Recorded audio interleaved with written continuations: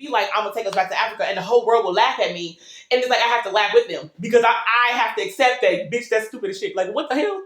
Like what is wrong with you? Like, oh, are you on some shit? Like, I have to understand that the whole world will laugh at me, and I have to laugh with them until I start laying out the blueprint, and they're like, damn.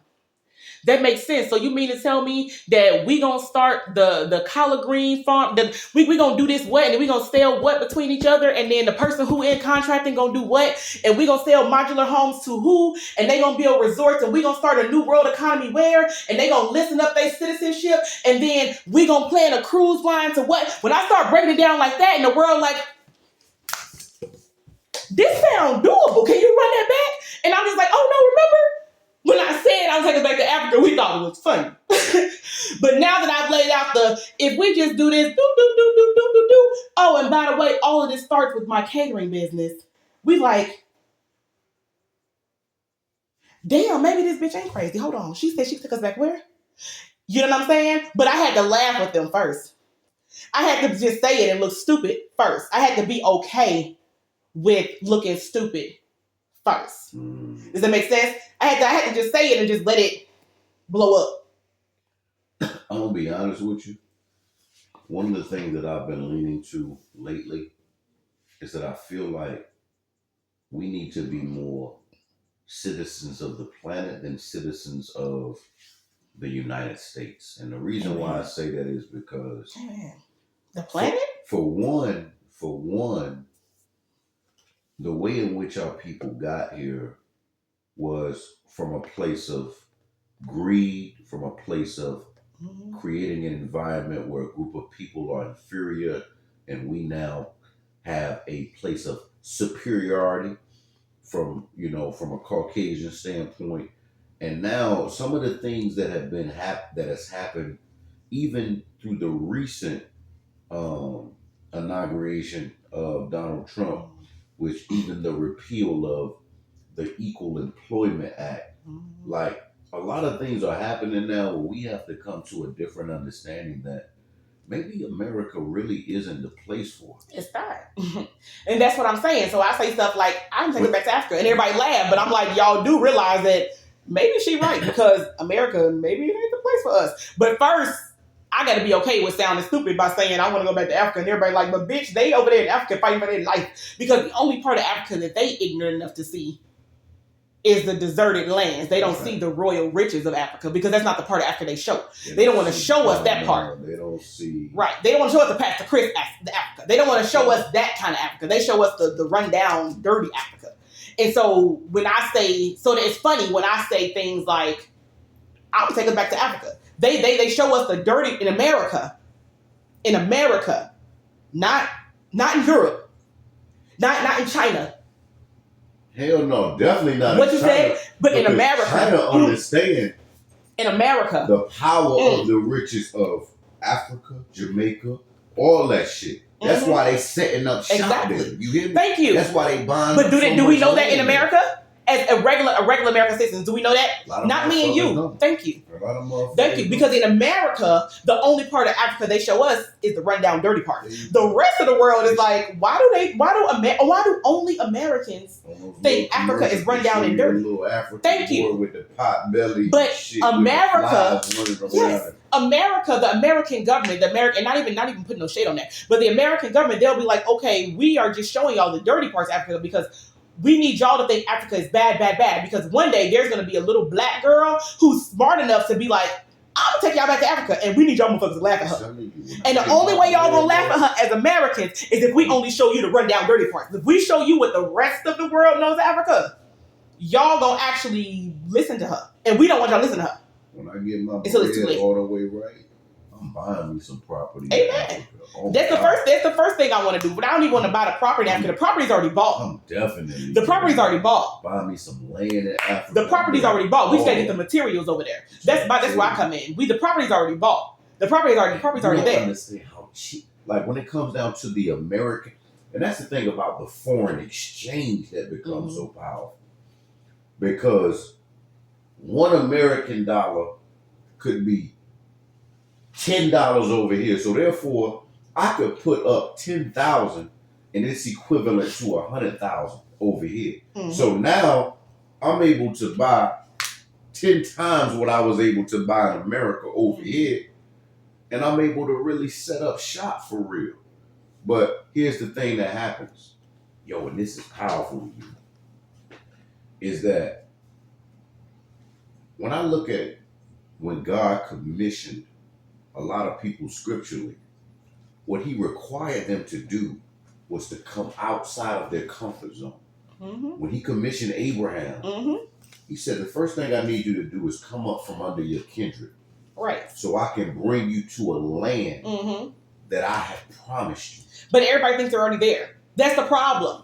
The problem is everybody thinks they're already there. The problem is like, oh, I've already been Abraham. I've already died. I've already done it. And God is like, no, you haven't, stupid.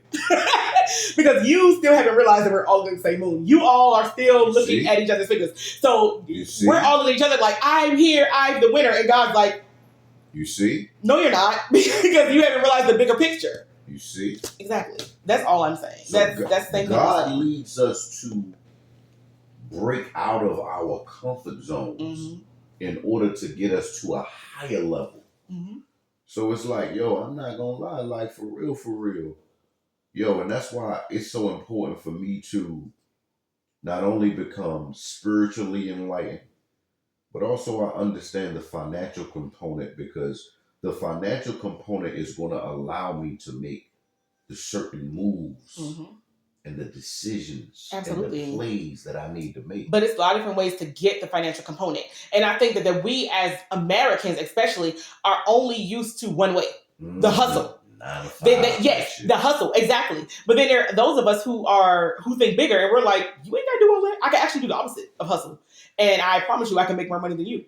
And I can do the opposite. I can actually do absolutely nothing. Like, I can actually sit and be homeless for over a year and do absolutely nothing. And then at the end of all of that, be like, but now look, I can sit in my room on dark and record this conversation with the man that I just met and be more spiritual and wise than all of you. And my ass has been doing nothing but sitting there on my broke, homeless ass. But here is all of this wisdom. And oh my God, she's smarter than every prophet I've ever met. Oh no, not that little girl. And that's what I'm going to do to the world. And I don't really care. And it's like, it's not even on no arrogant shit. And I think in order for me, because I know how strong of a woman I am, and because I know how powerful I am, I feel like I never wanted to start this platform or start this like channel or like start a podcast or anything. I always knew that my partner was a man. I always knew that. And I always knew that partner was like somebody I was romantically interested in. So I always knew that. But the problem is that most men that I meet, especially ones I'm romantically interested in, I know more than them spiritually. And so it's like I could never do something like this with them because I would overtalk them, I would overspeak them, and you'll be able to hear me overthrow them. And with you, I would never do that because I know at the end of the day, we already talked about these couple things that you know that I don't. So at the end of the day, all you gotta do is say one of them things. You be like, John 3:16, and I'm gonna shut the fuck up. You know what I'm saying? Because I know I'm remixing. So I'm just gonna shut up. As soon as you be like, as soon as I get a little too loud, you be like, John 3:16, and I'll be like, huh? No, but I respect, you know what I'm saying? I respect your mind as well. Like, you said some things that really made me think, you know, some very, very thought-provoking things. And it's like, you know, I remember, you know, one of the things I read in scripture where it says that I will use the foolish things of the world to confound the minds of the wise. And the thing that's so powerful about that is, like you just described, somebody who's homeless, somebody who went through all of this, you would never expect them to be able to have these type of revelations. Because they expect you to be beat up and depressed and sad. And like, you show the world that, oh my God, that's what I am. But on the inside, you and God are like, yes. You just wait until you see why she's been so quiet. That's the big homie. Yeah, exactly. And God is like, I'm just sitting back quiet because when you find out why this little girl has been so quiet for the past few years, your mouth is actually going to drop. And you're going to reread your Bible and be like, wait, you're going to listen to her and then you're going to reread your Bible and be like, What she makes sense, but makes sense. What she's saying makes sense, but then this makes sense too. So how does what she's saying connect to this? Because they sound like the same thing, but I'm just so used to seeing it in scripture. I'm not used to hearing it sound like what they would call me as a witch. I'm not used to hearing it sound like what that little witch is saying, but what that little girl is saying is this, my scripture. And they won't be able to deny that because of the way that I present it. I have a way of presenting things. So the way that I'll present it will be, you believe this, right? and you believe this, right? You agree that them two things are true. Mm. Well, if they both true, then ain't they the same? And they gonna be like, nah. I'm like, yeah. Yeah. And they gonna be like, because that was this and this is that. You're gonna be like, yeah, but they the same. You just said that was true. And you just said that was true. So if that's true and that's true and this is blue mean true, then that means this is blue. Do you agree? They're gonna be like, You'll be like, yeah, it's blue. And it's like, it's not gonna be no way to deny it. And everybody gonna look at me like, which? And you're gonna be like, no, but blue. And they're gonna be like, which? You're gonna be like, blue. And they're gonna be like, which? You're like, but it's blue. And they're gonna be like, oh. We're like, I'm just agreeing. You're like, I hear what you're saying. I hear you, you call me a witch. I hear you, you call me an angel. I hear you, you call me a psychic. I hear you, you call me a medium. I hear you, you call me a prophetess. I hear all of y'all. And I ain't saying none of y'all wrong. All I'm saying right now is blue. Yo, let me tell you how powerful that's all I want to say. I'm going to tell you how powerful that is. Because the dude that I was just telling you about, Carlton Pearson, in the book he wrote, The Gospel of Inclusion, he had a line in there that was so powerful to me where he says that perception may be the ultimate reality, but it's not necessarily the ultimate truth.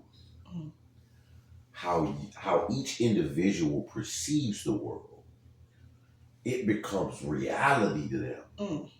But that doesn't mean that their reality is actually the truth. Exactly, because blue. Like, okay, like nobody's saying your reality is wrong. Like, okay, I heard you call me a witch. Okay. I heard you call me a prophetess. Okay. I heard you call me a psychic. Okay. I heard you call me an angel. Great. I'm not saying that any of your perception of the truth is wrong. I will applaud you all the same. All I'm saying is blue. That's all I said. I ain't say shit else. All I said was true. Well, true is blue. See, blue. I didn't say shit else. You feel me? That's all I'm saying. That's how it is. Yeah, exactly. But they gonna say I'm wrong. They gonna be like, not blue because which side da da da da da. You gonna be like, okay. See, and I'm gonna tell you how deep that is to even go further. That's why it says, unless a man be born again, he cannot see the kingdom. The reason being is because if your perception stays the same, then you'll only see reality on this level.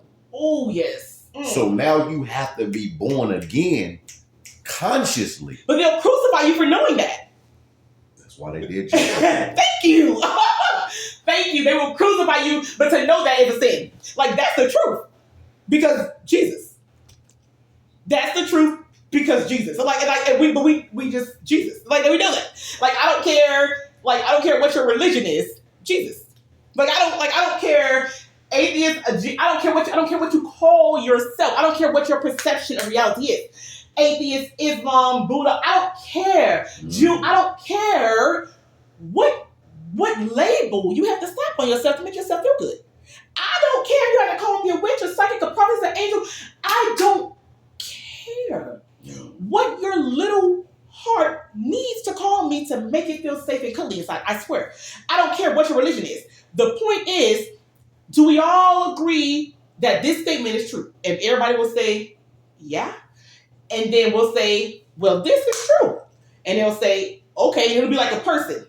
And like the bitch name will be true. And they'll be like, this is true. And they'll be like, well, everybody agrees. And everybody be like, well, the bitch name true. So I guess so. Like, it'll be like undeniable. It won't be no question. It'll make everybody go, because like, it's a trick question. But it won't be. We'll all be laughing, like literally. It'll be a circle of this man calls himself an atheist, this man Islam, this man Christian, this man Muslim, this man this woman says God doesn't exist. It'll be a circle of that. And then this girl, we'll all say something, and we'll be like, yeah, that's true, cool, that's true, whatever, fuck you still, but true. Yeah. And then this girl will walk out, and she'll be like, my name is True. And we'll be like, y'all, and we'll all just laugh. But at the end of the day, bitch, I don't care what your name is. Yeah. What the fuck I just said is my perception of this reality. That's a You see what I'm saying? But at the end of the day, we'll all go home to our husbands and our wives and our kids, and we'll all still be like, I don't care what that crazy nigga over there said, and I don't care what that bitch name, I don't care what her name was. Yeah. was true. But was her name true? Right. Exactly. We can't deny that. At the end of the day, when they ask what happened in that room, we all be able to say one thing. That bitch in the middle of the circle, her name was true. Yeah. And there won't be no denying it. And then they'll be like, what color was True wearing? And she bitch had on the blue dress. We'd be like, bro. It would have been like, damn. Well, if that was True wearing blue, then blue must have been wearing. And we'll be like, well, shit. And I'll be like, I'll rest my case. And then that'll be it. That's real. Like, I'm telling you. One of the master manipulators in history was Adolf Hitler. Lord. And like one of the things he said was, and I hate to even quote this nigga for you, is that he said that if you tell a lie long enough, the people will believe it. And once the people believe it, it becomes the truth. Oh, no. Okay. That's the natural. You see what I'm saying?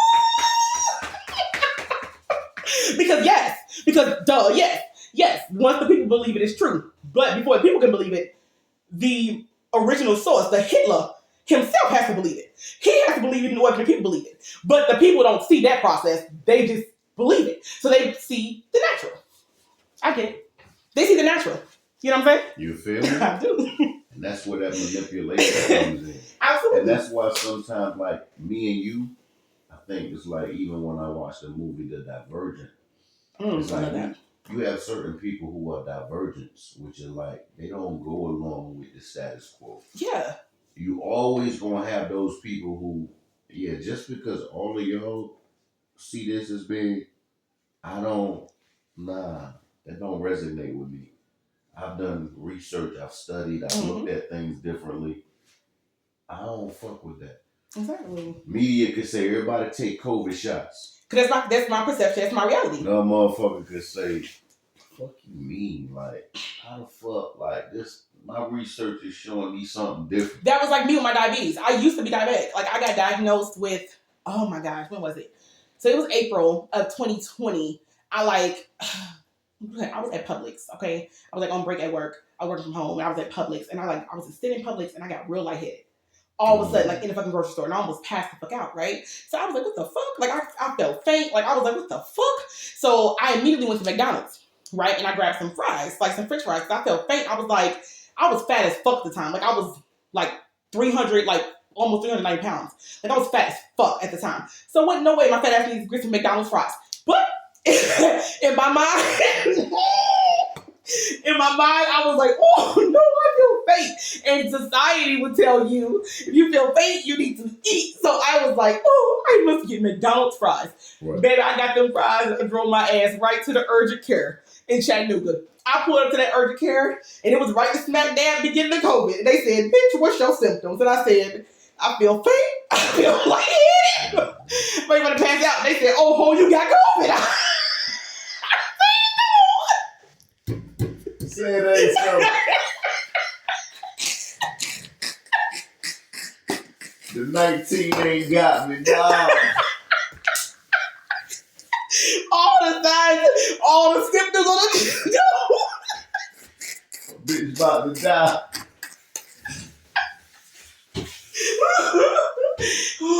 I had all the symptoms on the nose, baby. That thing had the little badge. You said the red nose, the ear steam. I said, shit.